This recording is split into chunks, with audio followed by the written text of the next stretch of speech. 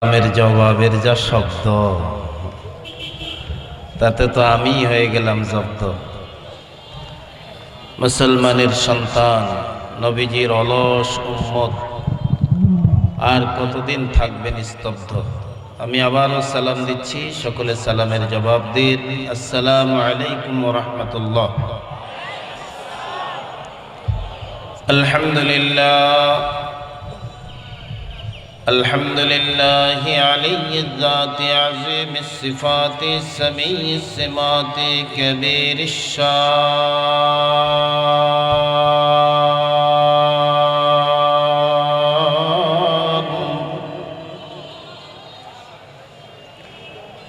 جليل القدر رفيع الذكر مطاع الأمر جلي البرهان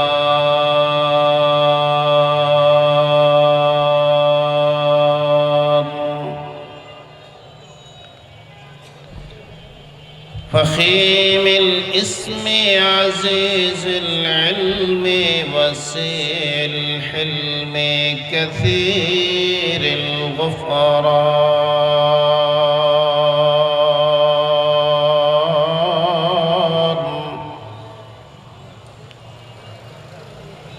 جميل الثناء جزيل العطاء مجيب الدعاء عميم الإحسان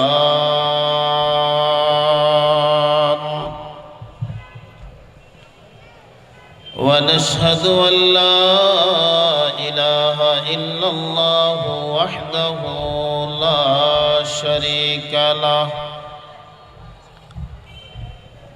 لا أصل له ولا مثل له لا مثل له ولا مثيل له ولا مثال له ونشهد أن سيدنا وسندنا ورسولنا وأولانا ومرشدنا ومولانا محمدا عبده ورسوله أما بعد فأعوذ بالله من الشيطان الرجيم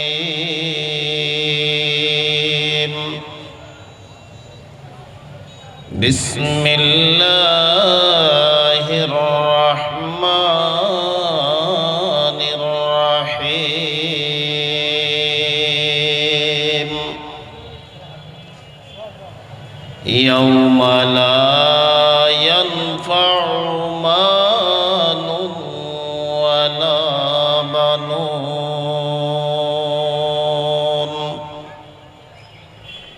إلا من أتى الله بقلب سليم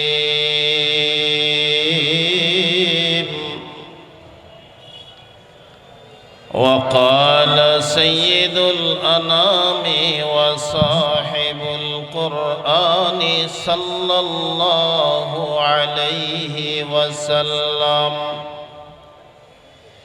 إياكم والحسد فإن الحسد يأكل الحسنات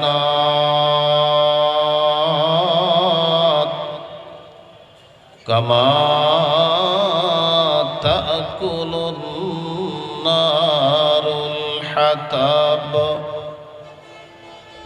صدق الله مولانا العظيم وصدق رسوله النبي الكريم ونحن على ذلك لمن الشاهدين والشاكرين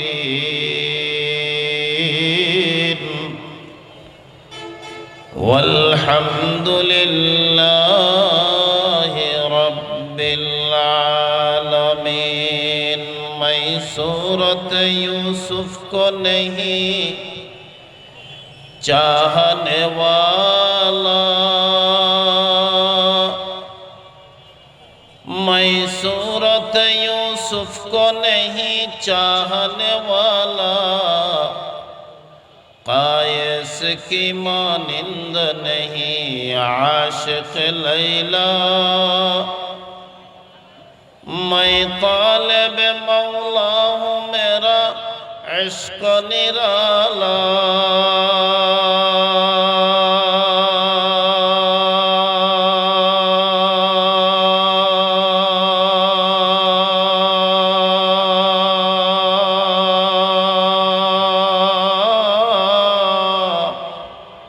मैं तालिब मौला हूँ मेरा इश्क निराला, जुमला जहाँ जिनकी तजल्ली से उजाला। शक्ल ज़बान खुले पढ़ें ला इलाहा इल्लल्लाह। इकोटा कमाए दो, बेश बाড়ায় दो, গলা চিকন হয়ে গেছে। আরো ধীরে, যেন আওয়াজের চোটে আবার সামিয়ানার কাপড় চোপড় যেন না ছিঁড়ে। হাই রে কপাল পোড়া মুসলমান, একটু কলিজার গভীর থেকে মারেন টান, যাতে করে মজবুত হয় আমাদের ঈমান। কারণ জায়গাটা এখন মোটামুটি দখল করে আছে শয়তান। একটু খুলেন জবান, লা ইলাহা ইল্লাল্লাহ।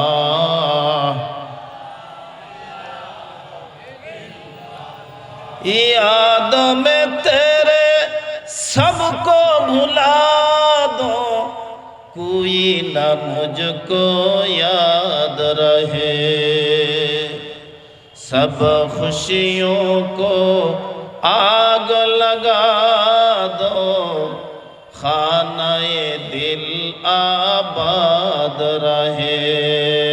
ला इलाहा इल्लल्लाह।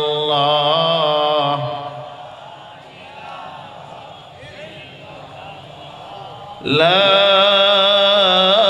इलाहा इल्लल्लाह मुहम्मदुर रसूलुल्लाह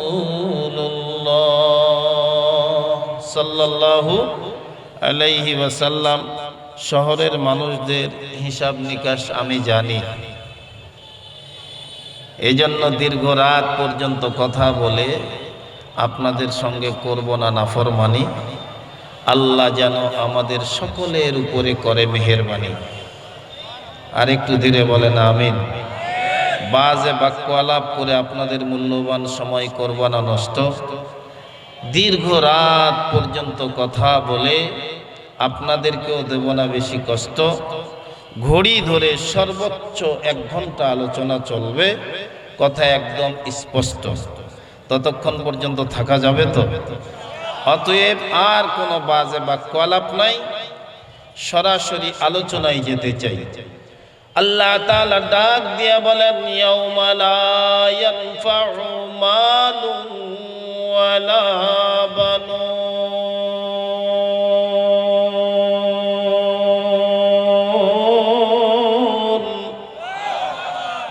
এই বাদাম তুই খাবি কেদাম?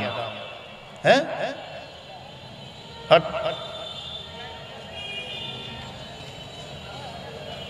এমনি মানুষ কম, এর ভিতরে তুই আসে উল্টা দিকে মারিস দম। আল্লাহু আকবার মানে আল্লাহ বড়। আল্লাহ কি? এই পিছনের যুবকরা, ওই গুলতানি সাইরা এখানে এসে বসে চুপচাপ কি করো? একটু জবানটা নাড়ো। আল্লাহু আকবার মানে আল্লাহ বড়। আচ্ছা বলেন, আমরা সবাই মিলে যদি আল্লাহকে বড় বলে ডাক দেই, আল্লাহ 1 ইঞ্চি বড় হবে? আরো ধীরে বলেন, আওয়াজ যেন সামিয়ানার বাইরে না যায়। আজকে গোটা দুনিয়ায় মুসলমান মার খায়, এই একটাই কারণ, মুসলমান অলস জাতি হয়ে গেছে। কথা বলেন, কথা বলেন। আজকের দুনিয়ায় তাকায় দেখেন, লাঞ্ছিত, বঞ্চিত, শোষিত, নির্যাতিত, নিপীড়িত, নিগৃহীত ফিলিস্তিন সহ বিশ্বের জমিন রক্তে লাল হচ্ছে। এর একমাত্র কারণ অলস জাতি হয়ে গেছি আমরা। কাফের বেঈমানরা পিঠে তুলে নিচ্ছে আমাদের পিঠের চামড়া। সবাই মিলে যদি আল্লাহকে বড় বলে ডাক দেই, আল্লাহ কি 1 ইঞ্চি বড় হবে?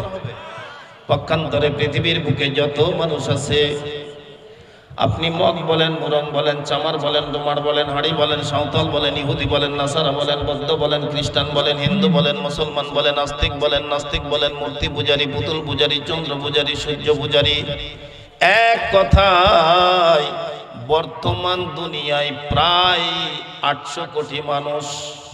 সব মানুষ একত্রিত হয়ে যদি আমার আল্লাহকে বড় বলে ডাক নাও দেয়, বলেন তো দেখি আমার আল্লাহ কি আধা ইঞ্চি ছোট হবে? তাহলে যারে বড় বলে ডাক দিলেও বড় হয় না, যারে বড় বলে ডাক না দিলেও ছোট হয় না।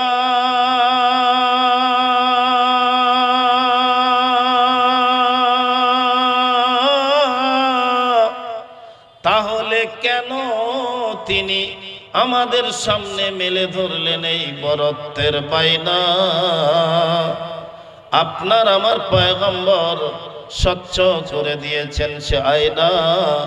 আল্লাহর কোন বান্দা আর বান্দি যদি আল্লাহকে বড় বলে ডাক দিয়ে দেয়, আরশের মালিক আল্লাহ জগতের সব মখলুকের সামনে ওই বান্দা আর বান্দিকে বড় বানায় দেয়। আলোচনার শুরুতেই আপনাদেরকে বিরক্ত করব না বারবার। আমার চিরাচরিত স্টাইল অনুযায়ী আপনাদের সকলের জবান থেকে নিতে চাই শুধুমাত্র একটি বার সকলেই হৃদয়ের আবেগ, অনুভূতি, প্রেম, প্রীতি, ভালোবাসা দিয়ে কি বলতে পারবেন? আল্লাহু আকবার। আমিও এক গ্রাম্য চাষা, হয়তো বুঝাইতে পারি নাই আমার মনের ভাষা, কিন্তু হাতে গোনা যে কজন মানুষ আপনারা বসে আছেন, আমি নিশ্চিত আপনাদের কলিজায় আছে আল্লাহ ও তার রাসূলের প্রেম, ভালোবাসা। আমি জিজ্ঞাসা করেছি বলতে পারবেন কিনা, আপনারা বলে দিলেন। আল্লাহর নামের একটা তাকবীর বলতে পারবেন সবাই? সবাই বলতে পারবেন? আচ্ছা বলেন তো দেখি, যে কোনো তাকবীর, যে কোনো স্লোগান, যে কোনো মিছিল বসে বসে দিলে ভালো হয়, নাকি আমার ওই ভাইজানের মতো খুঁটির মধ্যে হেলান দিয়ে দিলে ভালো হয়, নাকি একটু দাঁড়ায় দিলে ভালো হয়?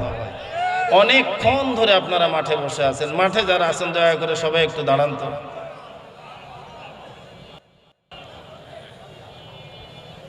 বলেন তো, যে দুটো পায়ের উপরে দাঁড়িয়েছেন, পা দুটো কে দিয়েছেন? পিছনে যারা এখনো মুখ খুললেন না, আপনারা কার সঙ্গে দিচ্ছেন পাল্লা? যে মুখ দিয়ে আল্লাহ শব্দ উচ্চারণ করলেন, এই মুখটা কে দিয়েছেন? যে কান দিয়ে শুনে আমার প্রশ্নের জবাব দিচ্ছেন, কান দুটো কে দিয়েছেন? কি আসলেই আল্লাহ দিয়েছেন, নাকি আমার তালে তাল মারতেছেন? কোনটা? তাহলে ফাঁক দিয়া আমিও নিতে চাই হালকা একটু রেস্ট। রাজশাহীর 0 পয়েন্টের যুবক মুরব্বী, আপনাদেরকেও নরমালি একটু করে দেখতে চাই টেস্ট। দেখি এলাকার যুবকগুলো অ্যাবনরমাল নাকি বেস্ট। লিল্লাহে তাকবীর, নারায়ে তাকবীর। কোরআন সুন্নাহর আলো, নারায়ে তাকবীর।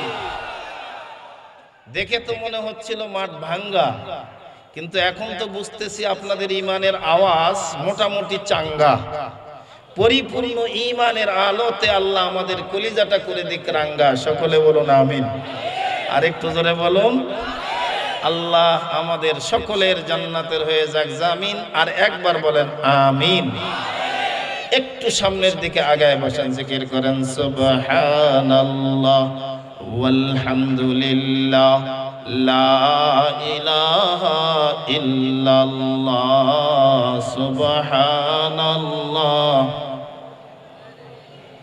লা ইলাহা ইল্লাল্লাহ লা ইলাহা ইল্লাল্লাহ মুহাম্মাদুর রাসূলুল্লাহ সাল্লাল্লাহু আলাইহি ওয়াসাল্লাম। আপনারা বড় আরামে বসেছিলেন, আমি জোর করে টেনে আপনাদেরকে দাঁড় করালাম। আল্লাহর বরত্বের কথা আপনাদের জবান থেকে উচ্চারণ করালাম, আবার টেনে একটু কাছে এনে বসালাম। মন খারাপ করলেন? মন খারাপ করেন নাই তো? তাহলে আসুন সময় নষ্ট করব না আর বারবার আজকের আলোচনাটা হবে বড় চমৎকার। জবান খুলে বলেন আল্লাহু আকবার। আল্লাহ তাআলা ডাক দিয়া বলেন ইয়াউমা লা ইয়ানফাউ মালুন ওয়ালা বানুন ইল্লা মান আতাল্লাহ বিকলবিন সালিম।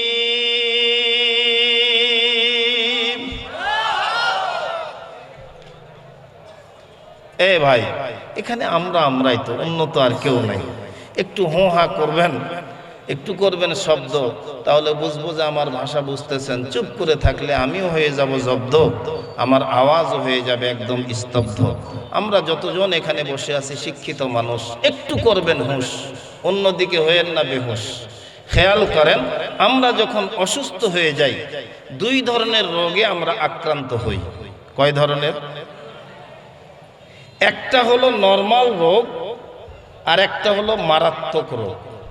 নরমাল যেমন সর্দি, কাশি, জ্বর, এজন্য আমরা এত করি না ধরফর, ঔষধের ফার্মেসিতে যাই, এক পাতা নাপা, এক পাতা হিস্টাসিন, একটা অফ কফ সিরাপ 2-3 দিন ধরে খাই, মোটামুটি সুস্থ হয়ে যাই। কথা কয় না? কিন্তু এই শরীরের ভিতরে কিছু মারাত্মক রোগ বাসা বাঁধে। ওই রোগের নাম শুনলে অনেকে চোখের পানি ফেলে কাঁদে, ডাক দিয়া বলে রোগ হইছে ক্যান্সার। আমরা হিসাব করে বলি ও মরবে, ওর নাই কোনো অ্যান্সার। মারাত্মক রোগের জন্য কিন্তু বিশেষজ্ঞ ডাক্তার আছে। বলেন তো, ডাক্তার কি রোগীকে বাঁচাইতে পারে? আরো ধীরে বলেন, পারে? যদি রোগীকে ডাক্তার বাঁচাইতে পারতো, রব্বে কাবার কসম করে বলছি, রাজশাহী মেডিকেলের পাশে লাশবাহী গাড়ি লাইন করে রাখার কোনো দরকার ছিল না। জালালউদ্দিন রুমি রহমাতুল্লাহি আলাইহি বলেন, শরীরের যেমন দুই ধরনের রোগ আছে, উনি বলেন আমাদের কলিজা, আমাদের কলব, আমাদের হৃদয়, আমাদের আত্মার ভিতরেও দুই ধরনের রোগ আছে। এক ধরনের রোগ হলো নরমাল, আর এক ধরনের রোগ হলো মারাত্মক, ভয়ঙ্কর। জালালউদ্দিন রুমি রহমাতুল্লাহি আলাইহি বলেন, যখন আমরা নরমাল রোগে আক্রান্ত হয়ে যাই, ইস্তেগফার পড়লে মাপ পাওয়া যায়, দরুদ পড়লে মাপ পাওয়া যায়, ওযু করলে মাপ পাওয়া যায়, নামাজ পড়লে মাফ হয়ে যায়। কিন্তু বান্দার কলবে যখন মারাত্মক ভয়ঙ্কর রোগগুলো আক্রমণ করে, বিশেষজ্ঞ ডাক্তারের চিকিৎসা ছাড়া ওই রোগী ভালো হওয়ার সম্ভাবনা নাই। খাই কে সওয়াত দিলে চুতু আয়না, দাচিস বেরুকুন আজ দরুনে সিনা। জালালউদ্দিন রুমি রহমাতুল্লাহি আলাইহি বলেন, কলবের অনেকগুলো রোগ আছে, এর মধ্যে মারাত্মক 10টা রোগ আছে। এই 10টা রোগ যদি আমরা কলিজা থেকে দূর করতে পারি, মৃত্যুর পরে আশা করা যায় কবর জগৎটাই হবে আমাদের জান্নাতের ঘরবাড়ি। আল্লাহ যদি দয়া করে আমাদেরকে জান্নাত দেয়, আল্লাহ জান্নাতে যাইতে রাজি আছে? কারা কারা রাজি আছে? দুটো হাত উঁচু করে দেখান তো, দেখেন তো কোনো বর্ণচোরা কপাল পোড়া আছেন নাকি? হাত তোলে নাই, হাত টান করেন, বলেন আল্লাহ। হয় নাই? জীবনের শ্রেষ্ঠ আওয়াজ দিয়ে বলেন আল্লাহ, আমাদের সবাইকে তোমার জান্নাত দান করো। জোরে বলুন আমিন। হাত নামান। আল্লাহ নিজেই বলেছেন, উদউনি আস্তাজিব লাকুম। এ বান্দা, তুমি আমার কাছে চাও, তোমার চাওয়াটা যদি চাওয়ার মতো হয়, তুমি চাইতে দেরি করবা, আমি আল্লাহ দিতে দেরি করব না। জালালউদ্দিন রুমি বলেন, কলিজার মারাত্মক, হৃদয়ের মারাত্মক, কলবের ভয়ঙ্কর 10টা রোগ আছে। কয়টা? যেভাবে আওয়াজ দিলেন তাতে আমারই মন হলো কষ্টা। আপনাদের মুখে কি আওয়াজ দেন নাই স্রষ্টা? কলিজার মারাত্মক রোগ কয়টা?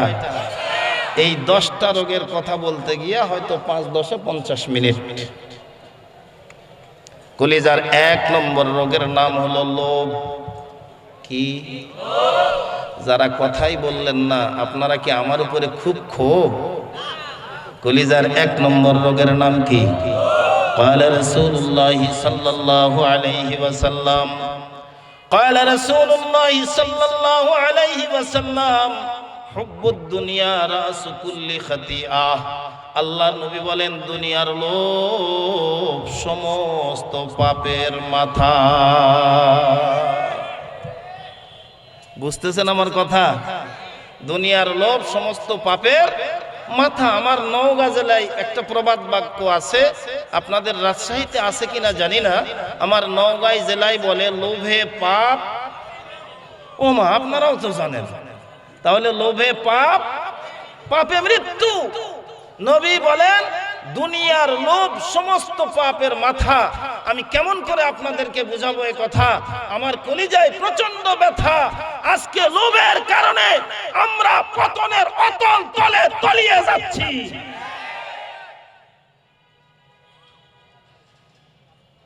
বলেন তো দেখি, আমাদেরকে বানাইছেন কে? দুনিয়াতে পাঠাইছেন কে? দুনিয়া বানাইছেন কে? তাহলে যিনি আমাদেরকে বানাইলেন, যিনি দুনিয়া বানাইলেন, তিনি আবার দুনিয়াতে আমাদের পাঠাইলেন। দুনিয়া ছাড়া তো আমরা অচল। তাহলে দুনিয়ার লোভ আমাদের ভিতরে না থাকলে আমরা তো হতে পারবো না সচল। আবার নবী বলেন, দুনিয়ার লোভ যার ভিতরে ঢুকবে সে হলো বিকল। তাহলে আমাদের সামনে আসবে কি ফলাফল? আল্লাহ তাআলা ডাক দিয়া কয়, বান্দারে তোরে তৈরি করছি আমি, দুনিয়া বানাইছি আমি, দুনিয়াতে তোরে পাঠাইছি আমি। অতএব দুনিয়া ছাড়া তুই চলতে পারবি না, আমি আল্লাহ ভালো করে জানি। এজন্য আমি আল্লাহর কাছে চা। মনে রাখবি আমি তোমার রব, আমার সামনে কেউ করতে পারবে না কলরব। আমার হাতের ভিতরেই রয়েছে সব। সুবহানাল্লাহ বলেন। আল্লাহ তাআলা ডাক দিয়া বলেন, বান্দা দুনিয়ায় থাকবি, দুনিয়া ছাড়া চলতে পারবি না। তবে দুনিয়ায় কেমনে থাকবি, কি চাইবি, আমি আল্লাহ তাআলা তোরে শিখাই দেই। তুই বল, রব্বানা আতিনা ফিদ দুনিয়া হাসানা ওয়া ফিল আখিরাতি হাসানা ওয়া কিনা আযাবান নার। আল্লাহ তাআলা ডাক দিয়া কয়, বান্দারে তুই বল, ও আমার মালিক, ও আমার প্রভু, ও আমার রব, দুনিয়ার যা কল্যাণ তা আমারে দাও, আখিরাতের যা কল্যাণ তা আমারে দাও, জাহান্নাম থেকে আমারে বাঁচাও। এমন যদি আমাদের দাবি হয়, আল্লাহ বলবেন, বান্দারে আমার জান্নাতটা তোমারে দিয়া দিলাম, ভাও। এই আবার কি? ওঠ।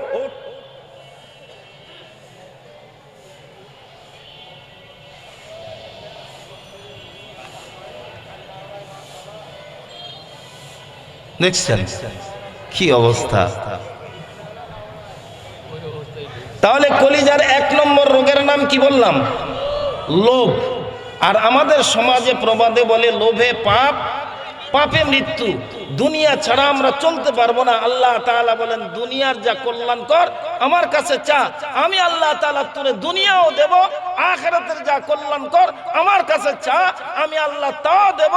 জাহান্নাম থেকে পরিত্রাণ চা, আমি আল্লাহ বাঁচায় দেব। সর্বশেষ আমার শ্রেষ্ঠ নিয়ামত জান্নাত তোমারে দিয়ে দেব।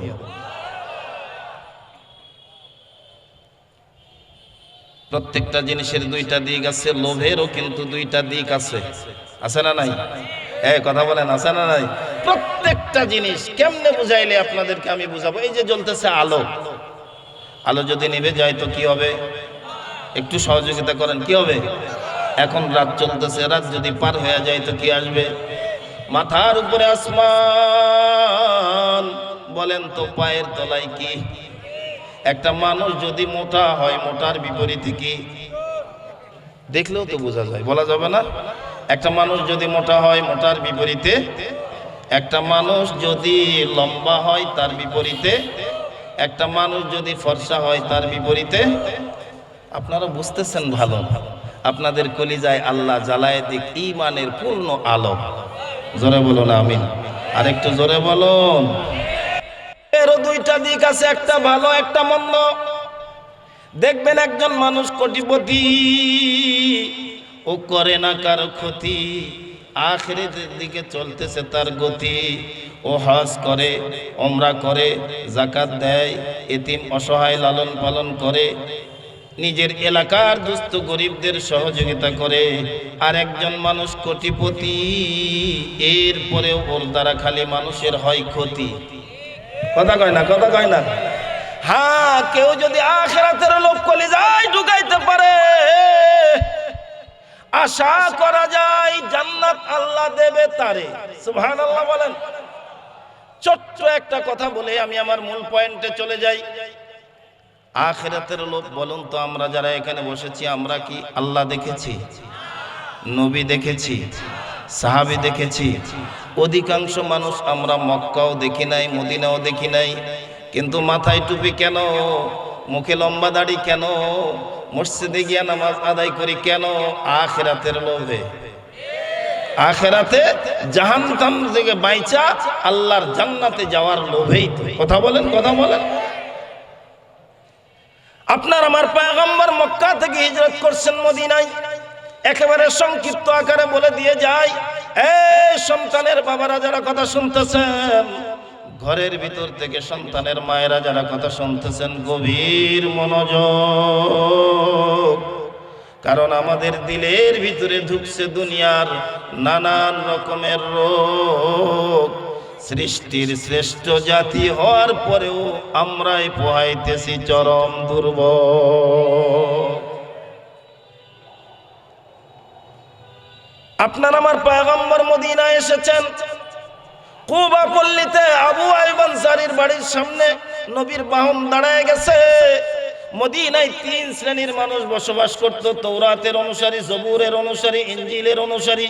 মনে রাখবেন, আগের জামানার সব আসমানি কিতাবগুলোতে আপনার আমার পয়গম্বরের আগমন বার্তা আল্লাহ আগেই জানায় দিয়েছেন। সুবহানাল্লাহ বলবেন না? আপনাদের নিয়াও তো দেখি এক জ্বালা, এ দুই ঠোঁটে আর কতদিন লাগায় রাখবেন তালা? নাকি গড্ডালিকার স্রোতে ভাসতে ভাসতে সব হয়ে গেছে সোয়াবিন আলা? আল্লাহ অন্তত একটা শব্দের সঙ্গে দিবেন পাল্লা, হৃদয়ের গভীর থেকে তার পবিত্রতার কথা ঘোষণা করবেন। কি বলবেন বলেন তো? জোরে বলেন সুবহানাল্লাহ। হৃদয়ের গভীর থেকে বলেন আলহামদুলিল্লাহ। জীবনের শ্রেষ্ঠ আওয়াজ দিয়ে বলেন আল্লাহু আকবার। আসল কথা কি জানেন? পাপ করতে করতে আমাদের কলিজাটা এমন ভাবেই হয়েছে নষ্ট, আল্লাহর বরত্বের কথা বলতে গেলেও এখন আমাদের লাগে বড় কষ্ট। কথা একদম স্পষ্ট। এখনই যদি বলা হয় যুবক গাও তো দেখি একটা গান, তো দেখবেন ও মারবে কষা একটা টান। আগের জামানার আসমানি সমস্ত কিতাবে আপনার আমার পয়গম্বরের আগমন বার্তা আল্লাহ জানাই দিয়েছেন। এক বাপ তার সন্তানকে ট্রেনিং দেওয়াইতেছেন, বেটা শোন, আমি বাপের কথা একটু লাগারে বেটা, তুই তোর মন। বিশ্বের শ্রেষ্ঠ মহামানব এই মদিনায় আসবে, যদি তারে ভালোবাসতে পারিস, সব কিছুর চাইতে তারে বেশি ভালোবাসবি, তো মরবি কবর জগতে বেটা, তুই জান্নাতের হাসি হাসবি।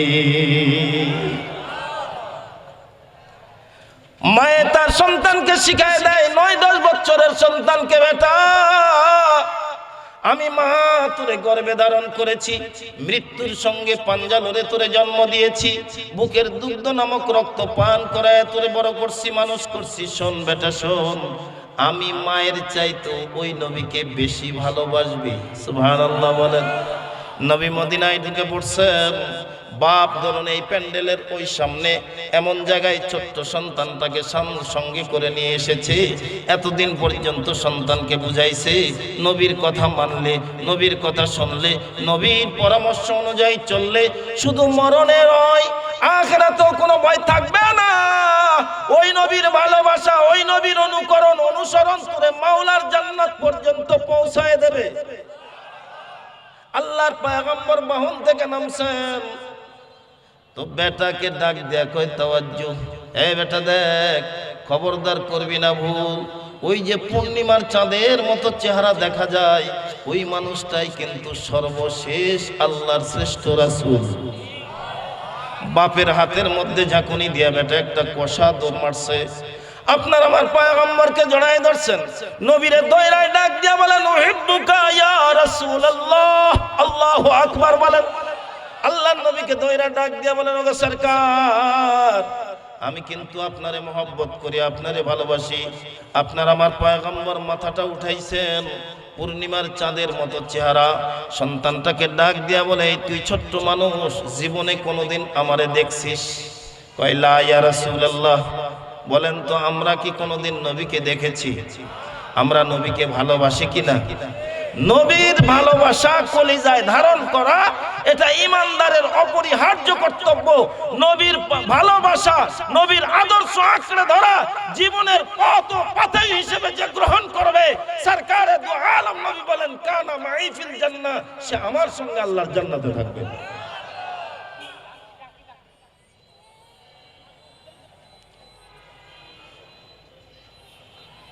সরকারে দু আলম ডাক দিয়া বলেন, প্লিজ লুক এট মি, আমার দিকে তাকান।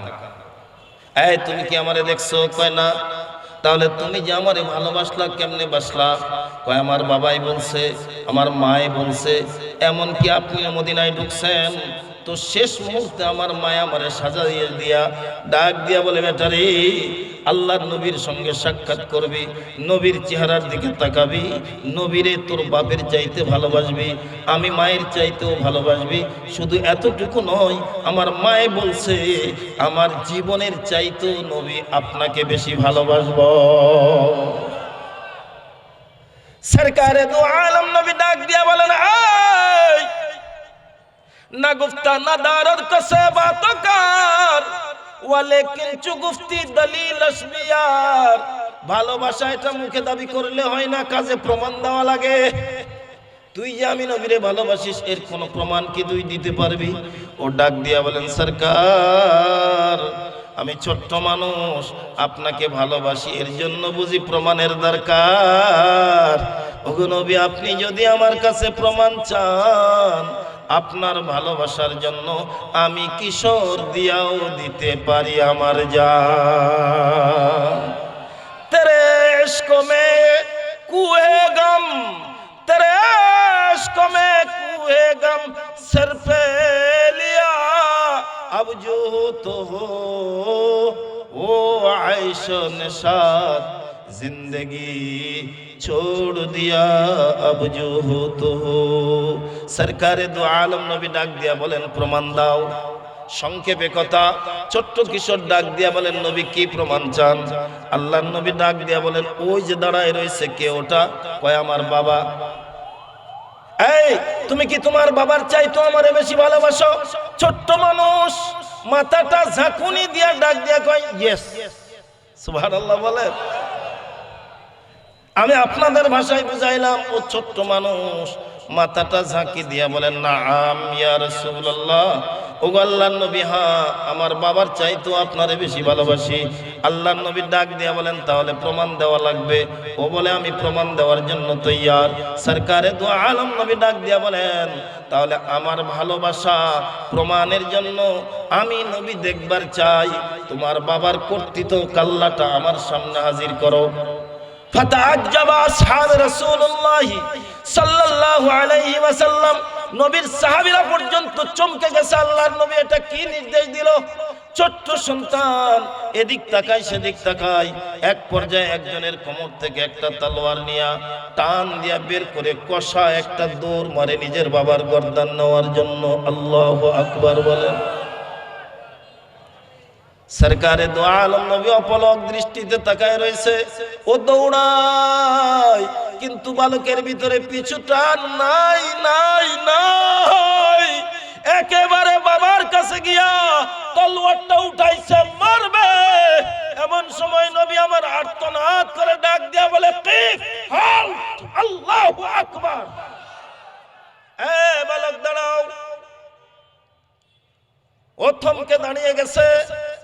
আপনার আমার পয়গম্বর সরকারে দু আলম নবী হাতের ইশারা করে ডাক দিয়া কয় তাআল কাম হিয়ার, আয় আয় এই দিকে আয়। ছোট্ট বাচ্চাটা যখন নবী কামলিওয়ালার কাছাকাছি এসে গেছে, আপনার আমার পয়গম্বর বাচ্চাটারে বুকের মধ্যে জড়ায় ধরছে। নবীর চোখ থেকেও পানি পড়ে, বালকটাও টুকরে টুকরে কাঁদে। আল্লাহর নবী কাঁদেন আর ডাক দিয়া বলেন, কিশোর রে, আমি নবী দুনিয়াতে কারো গর্দান নেওয়ার জন্য আসি নাই, বরং গর্দানওয়ালা মানুষগুলোকে জাহান্নামের আগুন থেকে বাঁচায়া আল্লাহর জান্নাতে নেওয়ার জন্য এসেছি। আল্লাহু আকবার বলেন। সাইয়্যিদুল কাউনাইন খাতমুল মুরসালিন, সাইয়্যিদুল কাউনাইন খাতমুল মুরসালিন, আখির আমদ বুদে ফখরুল আউয়ালিন, ওয়া মা আরসালনাকা ইল্লা রাহমাতাল লিল আলামিন। আপনার আমার পয়গম্বর বালকটার হাতের বাঁধন খুলে সামনে দাঁড় করালেন। নবীজি বালকটার নাম শুনলেন, ওর বাবার নাম শুনলেন। আল্লাহর নবী ডাক দিয়া বললেন, এই কিশোর, এতক্ষণ পর্যন্ত তুই ভালোবাসার দাবি করলি, আমি নবী তোর ভালোবাসার প্রমাণ পেয়ে গেছি। এখন আমি নবী ঘোষণা করতেছি, এই মুহূর্ত থেকে আমি নবীও তোমারে ভালোবাসলাম। পয়গম্বর কুবা পল্লী থেকে 13-14 দিন পর মদিনার শহরে ঢুকেছেন। কয়েকদিন পরে কুবা পল্লী থেকে একদল সাহাবী মদিনায় আসছেন। আল্লাহর নবী ডাক দিয়া বলেন, এই তোমরা কই থেকে আসছো? ওরা বলে, আমরা কুবা পল্লী থেকে। সরকারে দু আলম নবী ডাক দিয়া বলেন, ছোট্ট একটা কিশোর মদিনায় ঢোকার পরে আমি নবীর হৃদয়টা জয় করে নিয়েছে। এই তালহা নামক কিশোরটাকে তোমরা চেনো? ওরা ডাক দিয়া বলে, নবী কুবা পল্লীতে তো অনেক তালহা আছে, তালহা ইবনে ওবাইদুল্লাহ, তালহা ইবনে সালাম, তালহা ইবনে বারা, আপনি কোন তালহার কথা বলেন? আল্লাহর নবী বলেন, হ্যাঁ হ্যাঁ, তালহা ইবনে বারা। ওরা ডাক দিয়া বলেন, নবী গো,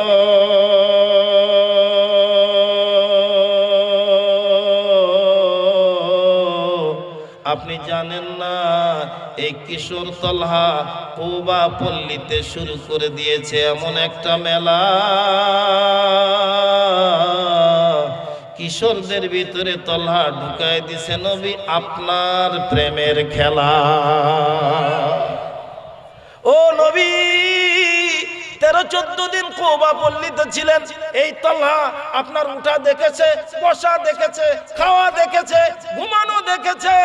ওর দিলের ভিতরে এমন ভাবে আপনার মুহাব্বত আর ভালোবাসা ঢুকাইছে, কুবা পল্লীর এমন কোন কিশোর নাই যে কিশোরের ভিতরে আপনার আদর্শ সে ঢুকায় দেয় নাই। সরকারে দু আলম নবী 2 হাত তুলে আল্লাহর কাছে দোয়া করলেন, আল্লাহ আমার এই কিশোর তালহাটারে তুমি কবুল কইরা নাও। একেবারে সংক্ষিপ্ত করে বলে দেই, 15-20 দিন পরে কুবা পল্লী থেকে আরেকটা কাফেলা মদিনায় আসছে। আল্লাহর নবী ডাক দিয়া বলেন, এই কুবা পল্লীর তালহা বারার ছেলে তালহার তোমরা কোনো খবর জানো? ওরা ডাক দিয়া বলে, নবীজি আপনি জানেন না, আজকে 13-14 দিন হলো আপনার তালহা অসুস্থ, একটা খেজুর পর্যন্ত খাইতে পারে না, এক ঢোক পানি পর্যন্ত পান করতে পারে না, বিছানাগত শরীরের চামড়াটা হাড্ডির সঙ্গে লেগে গেছে, জবান দিয়া কোনো আওয়াজ পর্যন্ত করতে পারে না। পরন্ত বিকেল ডুবন্ত সূর্য সন্ধ্যা ঘনীভূত প্রায়, পশ্চিম গগনটা রক্তিমাবাই লালে লাল হয়ে গেছে। সরকারে দু আলম ডাক দিয়া বললেন, এই সাহাবীরা চলো, আমার পাগল তালহাটারে আমি নবী এক নজর দেখবার চাই। আল্লাহর নবী কুবা পল্লীতে গেলেন। হযরত বারার বাড়ির দরওয়াজার মধ্যে করাঘাত করলেন, বারা দরওয়াজা খুললেন। আল্লাহর নবী চোখের পানি ছাইড়া দিয়া ডাক দিয়া বলতে লাগলেন, এ বারা, আমার পাগলটা যে অসুস্থ হয়ে গেছে, আমি নবীরে খবর দাও নাই কেন? সরকারে দু আলম নবী ভিতরে ঢুকলেন, তালহার শিওরের পাশে বসলেন, হাতের আঙ্গুলগুলো ফাঁক কইরা তালহার মাথার চুলগুলো আঁচড়াইতেছেন। আর নবী ডাক দিয়া বলতেছেন, এ তালহা, কি হয়েছে তোমার, আমার একটু বলো। কিন্তু নবী তাকিয়ে দেখেন তালহা হাতও নাড়াইতে পারে না, পাও নাড়াইতে পারে না। তালহার চোখ গড়ায় গড়ায় পানিগুলো পড়ে, জবানের ঠোঁট নড়ে কিন্তু জিহ্বা নড়ায় কিছু বলতে পারেন না। সরকারে দু আলম নবী নীরবে অশ্রু বিসর্জন দিয়ে উঠলেন। আল্লাহর পয়গম্বর হযরত বারাকে গিয়ে ডাক দিয়া বললেন, এ বারা, আমি নবীর মন বলছে আমার পাগল তালহা বেশি দিন বাঁচবে না। যদি আমার তালহা মইরা যায়, আমি নবীরে খবর দিবা, আমার পাগল তালহার গোসলটা আমি নবী নিজের হাতে করায় দিবা। আমার তালহা যদি মইরা যায়, আমি নবীরে খবর দিবা, আমি শুধু ওর গোসল নয়, ওর কাফনটা আমি পয়গম্বর পরাবো। শুধু কাফন পরাবো তা নয়, ওর নামাজে জানাজার ইমামতি আমি নবী করব। শুধু ইমামতি করব তা নয়, আমার পাগল তালহাটারে আমি নবী আমার কুলের মধ্যে উঠায়া আমার মাশুকে হাকিকি আমার আল্লাহর কুদরতি হাতে আমি উঠাইয়া দিবার চাই। সরকারে দু আলম নবী কুবা পল্লী থেকে বনু সালমা গোত্রে যাইতে না যাইতেই তালহা মইরা যায়। আল্লাহর পয়গম্বর যখন তালহার ঘর ছাড়ছেন, তো বাবা নিজে দৌড়ে গিয়া অসুস্থ সন্তানের মাথাটা কোলের মধ্যে নিয়েন। হযরত বারা কাঁদেন আর ডাক দিয়া কয়, বেটারে তোর কপাল বড় ধন্য, আমি বাপ ও দামি হয়ে গেলাম তোর জন্য। সুবহানাল্লাহ বলেন। এ বেটা, তুই জানিস, তুই তো বিছানায় পড়ে আছিস, তুই তো জানিস না আমার নবী বইলা গেছে তুই যদি মইরা যাস, নবী নিজের হাতে ডলে ডলে তোরে গোসল দেবে। শুধু গোসল নয়, কাফন নবী পড়াবে। শুধু কাফন নয়, নবী নিজে তোর জানাজার ইমামতি করবে। আল্লাহর পয়গম্বর নিজে তোর হাল লাশটা কবরের ভিতরে ঢুকায় রাখবে। জিন্দেগীর শেষ কাজগুলো যদি নবী নিজের হাতে করে, তো কে জান্নাত থেকে ঠেকাবে তোরে? বেটারে, তোর কপালটা লাইগা গেছে। কিন্তু ছোট্ট কিশোর জবান খুলে গেছে, কাঁদে, ধীর গতিতে ডাক দিয়া বলে, বাবা, আমি যদি মইরা যাই, আমার মন বলছে আমি বেশি সময় বাঁচব না। তবে রাত্রিবেলায় যদি আমি মইরা যাই, খবরদার আমার মৃত্যুর সংবাদটা নবী কামলিওয়ালারে দিবা না। বাবা, তুমি তোমার হাতে আমার গোসল দিবা, তুমি আমারে কাফন পড়াইবা, তুমি নিজে ইমাম হইয়া জানাজা করবা, তোমার দুইটা হাত দিয়ে আমার লাশটা কবরস্থ করবা। এ ভাই, গভীর মনোযোগ দিয়া কথাটা শুনবেন। রাত্রি তো পার হয়ে গেছে। পরের দিন একদল সাহাবী কুবা পল্লী থেকে মদিনায় গেছে। আপনার আমার পয়গম্বর ডাক দিয়া বলেন, এ কুবাবাসী, কুবা পল্লীর একটা কিশোরকে আমি নবী বড় ভালোবাসি। গত সন্ধ্যায় আমি তারে অসুস্থ দেখে এসেছি। তোমরা কি বলতে পারবে আমার তালহার খবর কি? ওরা ডাক দিয়া বলে, নবী আপনি জানেন না, আপনি কুবা ছাড়ছেন তো তালহা তো মইরা গেছে। সরকারে দু আলম নবী আর্তনাদ করে উঠলেন। আল্লাহর পয়গম্বর ডাক দিয়া বললেন, আমি না, তালহার বাবারে কই আসলাম যে ওর গোসলটা আমি দেব। ওরা ডাক দিয়া বলে, নবী তালহারে তো কবরস্থ করা হয়ে গেছে। আল্লাহর নবী ডাক দিয়া বললেন, এটা কি বারা বলে নাই? বারা জানতো না? কয়, বারা জানবে না কেন, বরং তালহাই নিষেধ করছে আপনারে না যাইতে। সরকারে দু আলম নবী ডাক দিয়া বলে, আমি নবী যারে ভালোবাসলাম, যে আমারে ভালোবাসার দাবি করলো, অথচ আমি নবী তারে গোসল দিতে চাইলাম, আমি নবী নিজের হাতে কাফন পড়াইবার চাইলাম, তার জীবনের শেষ কাজগুলো ভালোবাসার কারণে আমি করতে চাইলাম, সে কেন মানা করবো? ডাক দিয়া কই, নবী গো, তালহার বাবাই যখন বলছে, তালহা তখন ডাক দিয়া কয়, বাবা, রাত্রিবেলায় আমার নবীরে যদি খবর দেওয়া হয়, আমার নবী পাগলের মতো মদিনা থেকে কুবা পল্লীতে ছুটে আসবে। আল্লাহু আকবার। আমি 13-14 দিন এই কুবা পল্লীতে দেখেছি নবীর অসংখ্য দুশমন। নবীর হাতে আমি তালহার নাই বা হলো গোসল, নবীর হাতে নাই বা হলো কাফন, নবী নাই বা আমার জানাজার ইমামতি করলো, নবীর হাতে আমার লাশ নাই বা কবরে দফন করা হলো, আমার নবী মদিনায় ভালো থাক, এটাই আমি তালহার জীবনের শ্রেষ্ঠ কামনা। আল্লাহর পয়গম্বর নিজেরে ধরে রাখতে পারলেন না। সরকারে দু আলম নবী সাহাবীদেরকে বললেন, আমি এখনই কুবা পল্লীতে যাব, আমি তালহার কবরের কিনারায় দাঁড়াবো। সরকারে দু আলম কুবা পল্লীতে গেলেন। তালহার শিওরের পাশে কবরের পাশে দাঁড়ায়া সাহাবায়ে কেরামদেরকে পিছনে দাঁড় করায়, মাথাটা উপরের দিকে উঠায়া চোখের পানি ছায়ড়া দিয়া ডাক দিয়া বললেন, আল্লাহ, এই কবরের ভিতরে শুয়ে আছে ছোট্ট একটা কিশোর তালহা, যে আমি নবীরে বড় ভালোবাসি। ও মালিক, আমি নবীও তারে ভালোবাসি, তুমি ওর কবরের দিকে এমন নজরে তাকাইবা যেন আমার তালহার মুখে ফোটে জান্নাতের হাসি। এ বন্ধু, ভালো করে রাখবেন স্মরণ, আপনি না চাইলেও একদিন আমাদের দুয়ারে আসবে মরণ। কথা বলেন, কথা বলেন।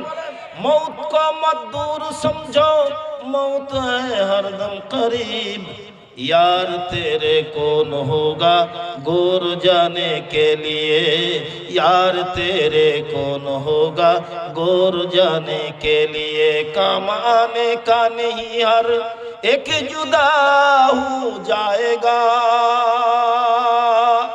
काम आने का नहीं हर एक जुदा हो जाएगा, बल्कि हर हर उज़्व दुश्मन जान का हो जाएगा, बल्कि हर हर उज़्व दुश्मन जान का हो जाएगा। বলেন তো এই দুনিয়া আমাদের ছাড়া লাগবে কিনা? আরো ধীরে বলেন, লাগবে কিনা?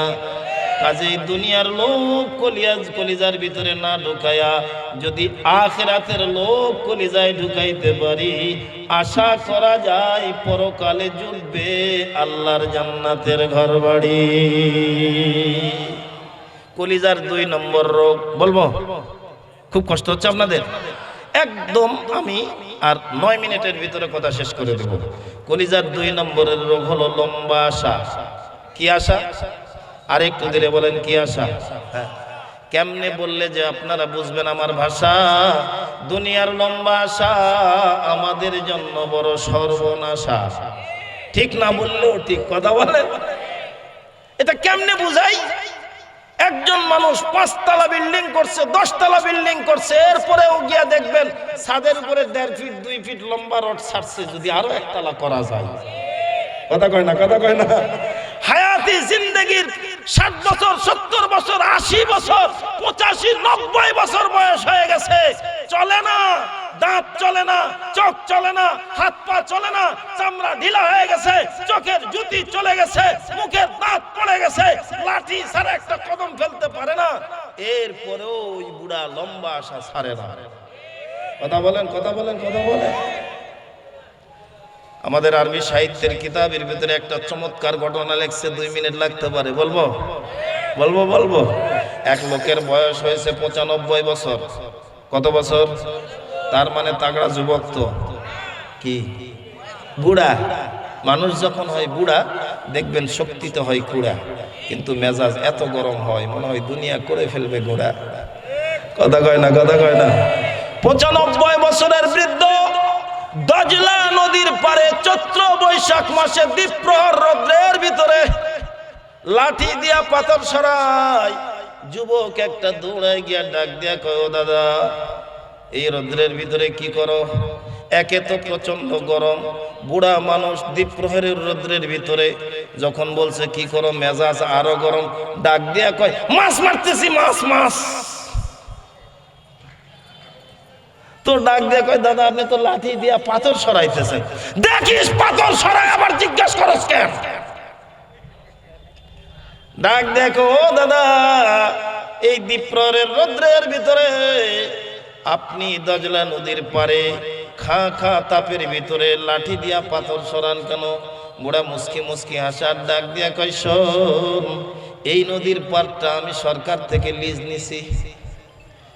যুবক ডাক দিয়া কয়, দাদা কত বছরের জন্য? কয় 250 বছর। কত বছর? বুড়ার বয়স কত? যুবক একটা কষা দৌড় মারছে, এক দৌড় দিয়া 0 পয়েন্টে এসে এই মসজিদের সামনে চিৎকার করে বলা আরম্ভ করছে, নাই নাই নাই নাই, আজরাইল নাই, আজরাইল মরে গেছে, আজরাইল। দোকানদারেরাও দৌড়ে আসছে, যুবক যারা দাঁড়িয়ে আছে ওরাও জোরে আসছে, এসে ডাক দেয়, কি হয়েছে কি হয়েছে? কয় আজরাইল মরে গেছে। ওরা হকমময় তাকায় রয়েছে, চিৎকারের আওয়াজ মসজিদ পর্যন্ত গেছে। কেবল নামাজ শেষ হয়েছে, আপনাদের মসজিদের ইমাম সাহেব মাওলানা আব্দুল গনি আব্বাসী সাহেব দৌড়ায় আসছে। চিৎকার চেঁচামেচি হয় কেন? এখানে তো গন্ডগোল হয় না। দৌড়ায় এসে ডাক দিয়ে কয়, কি হয়েছে? কয় হুজুর জানেন আজরাইল মরে গেছে। আজরাইল? হুজুর ডাক দিয়ে কয়, আহম্মক কোথাকার, আজরাইল সবার শেষে মরবে। কে তোরে কয় আজরাইল মরছে? পৃথিবীর যত প্রাণী আছে সব প্রাণী মারার পরে আল্লাহ তাআলা নিজেই আজরাইলকে ডাক দিয়া বলবেন, আজরাইল বলতো এখন কে আছে? কয় আল্লাহ, আপনি আর আমি। এবার আল্লাহ তাআলা ডাক দিয়া বলবেন, তুমি তোমার জানটা নিজে কবজ করো। আজরাইল আর্তনাদ করে বলতে থাকবে, ও মালিক, আমি যদি জানতাম যে আমার জানটাও আমারে কবজ করা লাগবে, কোশ্চিন কালেও জান সংহারের দায়িত্ব আমি গ্রহণ করতাম না। আহম্মক কোথাকার, আজরাইল সবার শেষে মরবে, তোরা কে কয় আজরাইল মরছে? ও কয় হুজুর আজরাইল যদি না মরে তাহলে পদ্মার পাড়ে 95 বছরের বুড়া 250 বছরের জন্য পদ্মার পাড় লিজ নেই কেমন? যদিও হাসির ছলে গল্পটা করতেছি, কিন্তু বাস্তবতার সাথে মিল আছে। কথা বলেন, কথা বলেন। আমাদের দুনিয়ার লম্বা আশা আমাদেরকে সর্বনাশ করে দিচ্ছে। তাহলে কলিজার 2 নম্বর রোগের নাম লম্বা আশা। 3 নম্বর রোগ বলবো? 3 নম্বর রোগের নাম হলো রাগ। আমাদের ভিতরে মোটামুটি নাই তো, কথা কয় না? আল্লাহ তাআলা নিজেই বলেন, ওয়াল কাযিমিনাল গায়জ, যারা রাগ হজম করে, ওয়াল আফিনা আনিন নাস, আল্লাহ তাআলা তাদেরকে মাফ করে। আরো জোরে বলেন সুবহানাল্লাহ। তাহলে কলিজার 3 নম্বর রোগের নাম হলো রাগ। কি? একবারে সংক্ষিপ্ত করে বলে দেই। 4 নম্বর রোগ, قال رسول الله صلى الله عليه وسلم قال رسول الله صلى الله عليه وسلم الصدق ينجي والكذب يهلك।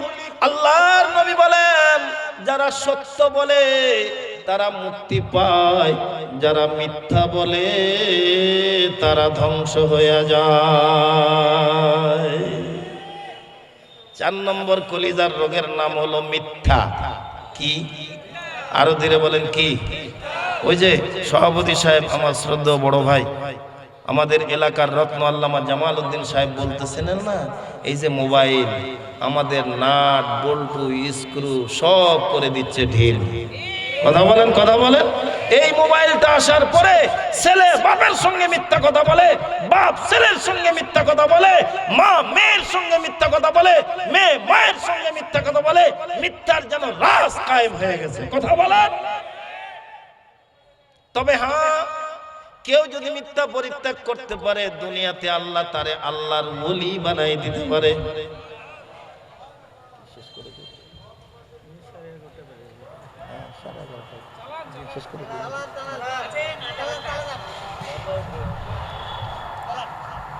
4 নম্বর রোগের কথা কি বললাম? কথা কয় না কি? তাহলে আমার হাতের দিকে তাকান, আঙ্গুল কয়টা? আরো ধীরে বলেন, কয়টা? সবাই বললেন নাকি? শেষ মুহূর্তে আমারই দিবেন অজরা 5টা? একটু জোরে বলে করেন। 5টা আঙ্গুল কয়টা? ইসলামের স্তম্ভ কয়টা? নামাজ কয় ওয়াক্ত? অন্তত কলিজার 5টা রোগের কথা বলে দেই। 4 নম্বর রোগের নাম হলো মিথ্যা। কি? আরো জোরে বলেন, কি? মিথ্যা পতনের মূল। মিথ্যা পতনের কি মূল? আল্লাহ তাআলা দিল থেকে দূর করে দিক এই মারাত্মক ভুল। আমিন বলেন। আরেকটু জোরে বলেন। ছোট্ট একটা ঘটনা বলি, বলবো? এটা একটা ঘটনা বলতেছি, আবার কয়েন না যে বুখারী শরীফের কোন পৃষ্ঠায় আছে। ইমামে আজম আবু হানিফা রাহমাতুল্লাহি আলাইহি, নামটা শুনছেন কি ভাই? শোনেন নাই? ইমামে আজম আবু হানিফা। এরকম আপনার আর কজন মানুষ বসে আছেন সময়ের সবচাইতে বড় বড় আলেম, 30,000 50,000 1 লক্ষ আলেম পর্যন্ত ওনার সামনে বসতো, ওনার কথাগুলো দিল দিয়া শুনতো। সুবহানাল্লাহ বলেন। ওরা নকল করত, লিপিবদ্ধ করত।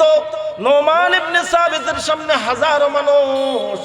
এমন সময় এলাকার একটা সন্ত্রাসী মানুষ সামনে দিয়া যায়, দেখবেন সব এলাকায় কিছু কিছু ইয়াবাখোর, ডালখোর, ফেন্সিখোর, নেশাখোর আছে।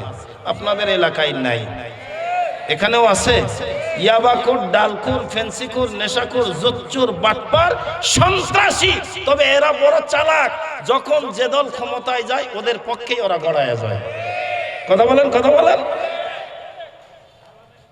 নোমান ইবনে সাবিতের সামনে দিয়ে এমন একটা নষ্ট লোক যায়,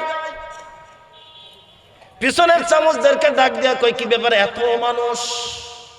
কে ওই যে উপরে বসে আছে উনি কে? কয় বস আপনি চেনেন না? উনি তো ইমামে আজম, ওনাকে ইমামে আজম বলা হয়, ওনার নাম নোমান ইবনে সাবিত। ও ডাক দিয়া কয়, ও উনি তো আমার দোস্ত, উনি আমার দোস্ত, ওই যে স্বভাব। তো সঙ্গীরা ডাক দেয়া কই, বস এতদিন যা কইছেন মোটামুটি যেভাবেই হোক হজম করে ফেলছি, কিন্তু এই মাত্র যেটা কইলেন এটা হজম করা তো দূরের কথা, এটা মাথার উপর দিয়ে গেল। কই কেমনে? কই উনি কি আর আপনি কি, ওনার সাথে কি আপনার যাই?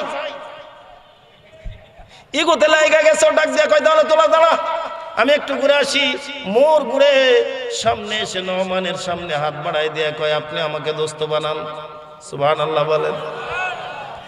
এই মনে রাখবেন, যারা সন্ত্রাসী করে, নেশা করে, ইয়াবা খায়, ডাল খায়, ফেন্সি খায়, সমাজের কুকর্মগুলো করে, এগুলো শুধু সমাজের মানুষ চেনে না, আমাদের ইমাম সাহেবও চেনে। কথা কয় না, কথা কয় না। ইমাম সাহেব ওরে দেখে কিছু কয় না, কিন্তু ওনার কলিজাতেও সয় না এই নষ্ট লোকটা ভালো হবে কবে। আল্লাহু আকবার বলেন। নোমান ইবনে সাবিত ডাক দিয়া কয়, এই তোরে যে আমি দোস্ত বানাবো, তোর সঙ্গে কি আমার যায়? তুই তো যোগ্য না।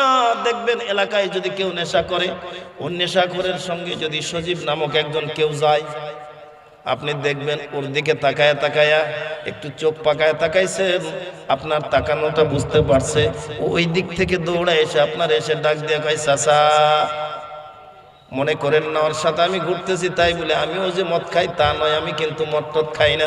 তো চাচা এমনিই বলবে, বেটা খাস না তো ওর সঙ্গে যাস কেন? কথা বলে, তুই যদি নাই খাস তোর সঙ্গে যাবি, কার দুনিয়ায় কোনো মানুষ নাই, তো তোকে আমি দোস্ত বানাবো, এটা তোর সাথে আমার যাই। ও ডাক দিয়া কয়, যে করে হোক আমি আপনাকে দোস্ত বানাইবার চাই। নোমান ইবনে সাবিত বলেন, এক শর্তে তোমারে আমার দোস্ত বানাবো। ও ডাক দিয়া কয়, তাহলে আমাকে মদ খাওয়া ছেড়ে দিতে হবে? কয় না। তাহলে কি ডাল খাওয়া ছেড়ে দিতে হবে? কয় না।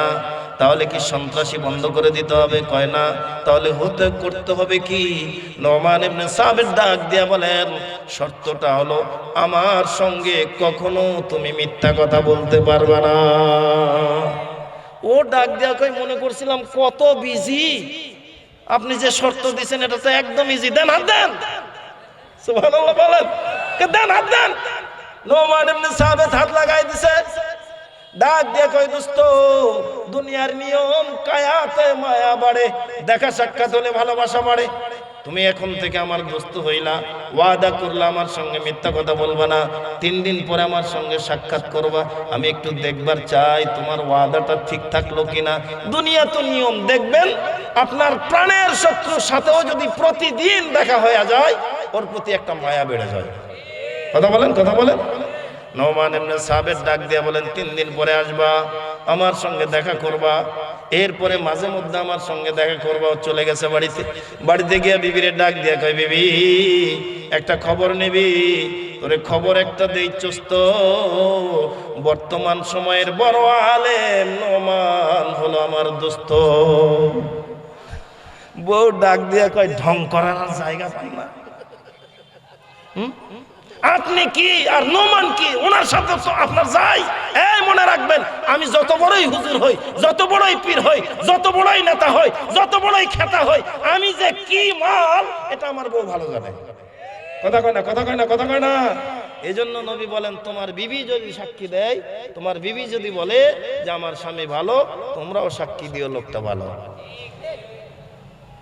বউ ডাক দিয়া বলতে থাকে, আপনার সাথে ওনার বুঝি যায়। স্বামী ডাক দিয়া বলে, পাগল, একটা শর্ত আমারে দিছে, 3 দিন পরে দেখা করতে বলছে। কই কি শর্ত? দোস্ত কইছে দোস্তের সঙ্গে কোনোদিন মিথ্যা কথা বলা যাবে না। এ কথা শোনার সঙ্গে সঙ্গে বউ হাসি দিয়া আওয়াজ করে ডাক দিয়া বলে, এমনিতেই উনি ইমাম আজম নন, আপনারে জায়গা মতো সাইজ করে দিছে।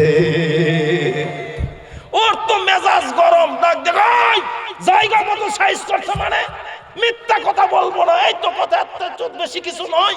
বউ ডাক দিয়ে কয়, এত মেজাজ দেখান কেন? মদ খাবেন তো বলেন, আমি এনে দিই। ঘরে গেছে, মদের বোতল আনছে, গ্লাসের মধ্যে ঢালছে, স্বামীর হাতের মধ্যে দেবে, স্বামীও হাত লাগায় নেবে। এমন সময় ডাক দেয়া বলে, দাঁড়ান, আপনি যে মদ খাবেন আমার আপত্তি নাই, কিন্তু দোস্ত যে ওয়াদা করছেন 3 দিন পরে দোস্তের সঙ্গে সাক্ষাৎ করবেন, দোস্তকে মিথ্যা বলবেন না, সত্য বলবেন। কই ওয়াদা করছি, সত্য কথা বলবো। তো এখন মদ খায়া 3 দিন পরে যদি দোস্তের সঙ্গে দেখা হয়, হাজার হাজার আলেমের সামনে আপনি দোস্তকে মিথ্যা কথা বলতে পারবেন তো যে আমি মদ খাইনি? কই ওহ, তাহলে থাক। সুবহানাল্লাহ। বিকেল বেলা বন্ধুদের কাছে গেছে আড্ডা দিতে, ঠোকাঠুকি করে বন্ধুরা ডাক দিয়া কয়, আসেন যোগ দিন। ও ডাক দিয়া কয়, পার হতে দাও 3 দিন। সুবহানাল্লাহ বলেন। 3 দিন পর্যন্ত সব পাপ ছাইড়া দিছে। 3 দিনের পরে যখন নোমানের সঙ্গে দেখা করতে গেছে, চেহারাটা মলিন। এ বন্ধু, যারা গোয়েন্দা সংস্থায় চাকরি করে, এনএসআই ডিএসবিতে যারা চাকরি করে, 5টা লোক যদি ওদের সামনে হাজির করে দেন, ওরা চেহারা দেখেই বলবে কোনটা ভালো আর কোনটা বাটপার। কারণ তাদের একটা অভিজ্ঞতা আছে। কিয়ামতের ময়দানেও আল্লাহ তাআলা ফেরেশতাদেরকে ডাক দিয়া বলবেন, এই কোনটা ভালো আর কোনটা বাটপার একটু তফাৎ কর।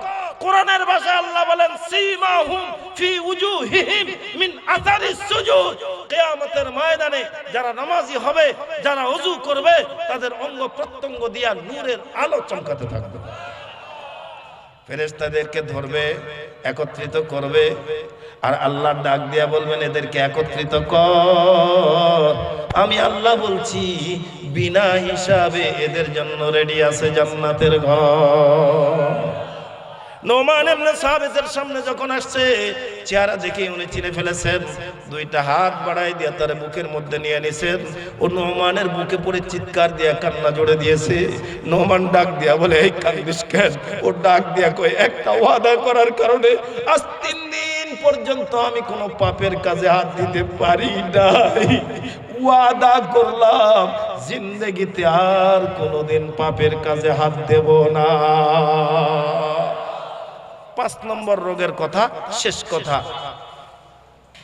আল্লাহর নবী বলেন, আল গীবাতু, ক্বালা রাসূলুল্লাহ সাল্লাল্লাহু আলাইহি সাল্লাম, আল গীবাতু আশাদ্দু মিনাজ জিনা। আল্লাহর নবী বলেন, গীবত জিনার চাইতেও মারাত্মক ভয়ঙ্কর রোগ।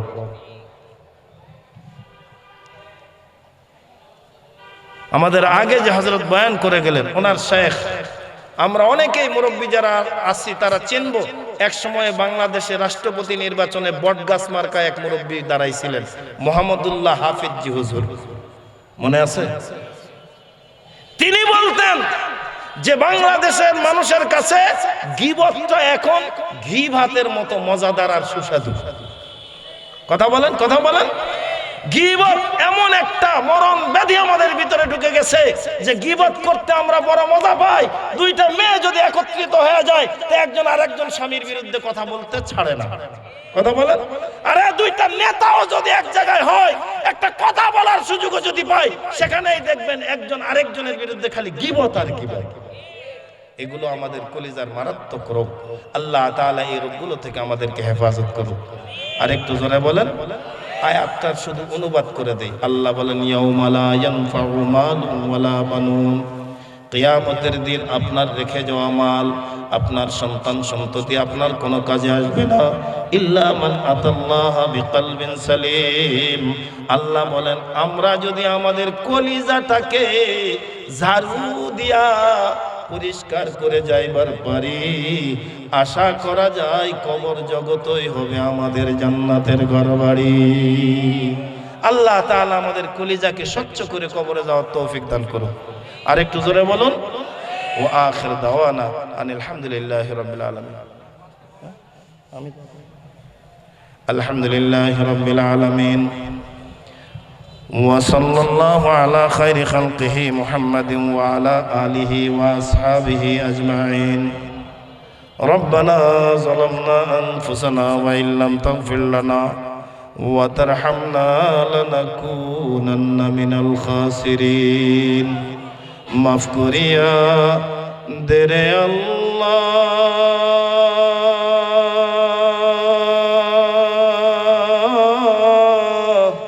মাফ করিয়া দে। তুমি যদি মাফ না করো মোদের মাফ করিবে কে? আয় আল্লাহ তাআলা, তুমি তোমার কুদরতি নজরে তাকায় দেখো, রাত 11:30 পার হয়ে যায়। মন বলছে যদি আরো আধা ঘন্টা কথা বলতাম, একটা মানুষ এ মাঠ ছেড়ে উঠে যেত না রে আল্লাহ। মালিক তুমি বলো, এই লোকগুলোরে কি দিয়া বাড়ির দিকে ফিরে দেব? ও রব্বে কারীম, তোমার কুদরতি পা জড়ায় ধরে বলি, আমাদের একজনকেও মাফ না করে মাঠ থেকে গলা ধাক্কা দিয়া তারাইয়া দিও না রে আল্লাহ। আয় আল্লাহ, জানি না আমাদের কার মানা, কার জানি বাবা নাই। ওই কবর জগৎ থেকে মা আর বাবা নীরব ভাষায় কান্দে আর ডেকে ডেকে বলতে থাকে, তু তাওয়াঙ্গর গস্তাই আজমালে বা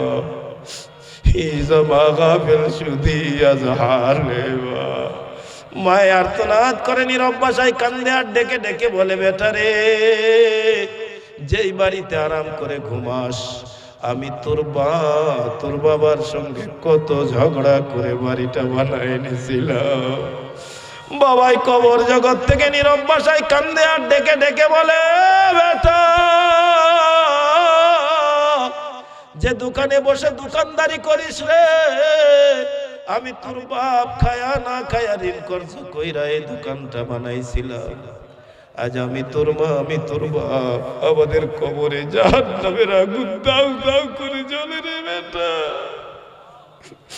তুই কি পারিস না তোর চোখের এক ফোঁটা পানি ছাইড়া দিয়া আমাদের কবরের জ্বলন্ত আগুনটা নিভাই দিতে?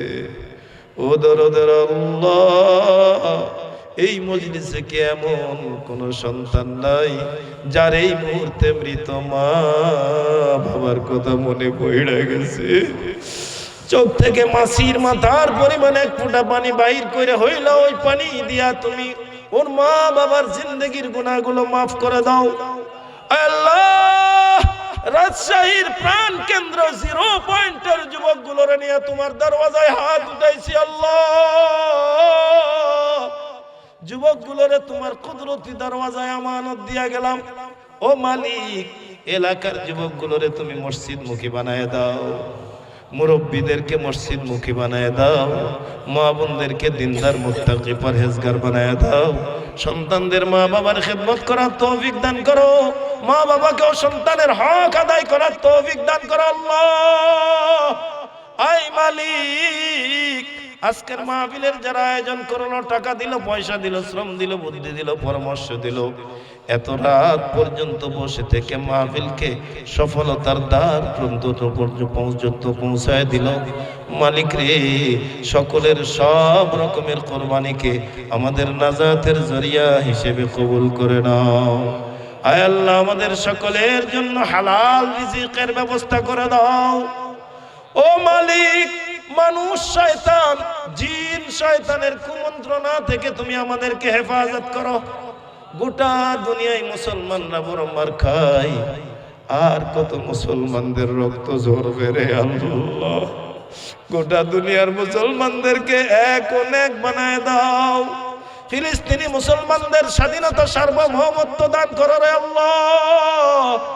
আমার এই জন্মভূমি মাতৃভূমি বাংলাদেশের ইঞ্চি মাটির স্বাধীনতা সার্বভৌমত্বকে তুমি রক্ষা করো। আয় আল্লাহ, আমাদের মুরব্বী এই মসজিদের ইমাম সাহেব মাওলানা আব্দুল গনি আব্বাসী সাহেব, আল্লাহ ওনার হায়াতে তুমি বরকত দান করো। আল্লাহ আমরণ পর্যন্ত দ্বীনের খাদেম হিসেবে কবুল করে নাও। আয় আল্লাহ, মসজিদের যাবতীয় চাহিদা গায়বী খাজানা থেকে পূর্ণ করে দাও। এলাকার মুমিন মুসলমান দিয়া মসজিদকে 5 ওয়াক্ত নামাজের সময় কানায় কানায় তুমি বাড়াইয়া দাও রে আল্লাহ। যারা ব্যবসায়ী হাত উঠাইছে ব্যবসায় বরকত দাও। যারা ঋণগ্রস্ত আছে ঋণ থেকে মুক্তি দিয়া দাও। যারা কন্যাদায়গ্রস্ত আছে কন্যাদায়গ্রস্ততা থেকে তুমি তাদের মুক্তি দিয়া দাও আল্লাহ। মালিক, যা চাইলাম তা আমাদের দাও, যা চাইতে পারি নাই আমাদের জন্য কল্যাণ করতাও তুমি আমাদের দাও। জীবনের শেষ আবদার আজরাইল নামক দারোগারে যেদিন আমাদের বাড়ির দরওয়াজায় পাঠাইবা, দেহ নামক পিঞ্জিরা থেকে প্রাণ নামক পাখিটারে যখন একটা হ্যাচকা টান দিয়া বের করে ফেলবে, জীবনের শেষ নিঃশ্বাসে আমাদের সকলের বিশ্বাসে ঈমানের কলেমাটা তুমি জারি করে দিও রে আল্লাহ।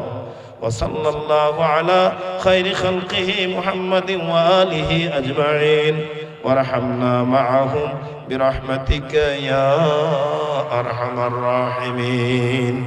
আসসালামু আলাইকুম ওয়া রাহমাতুল্লাহ।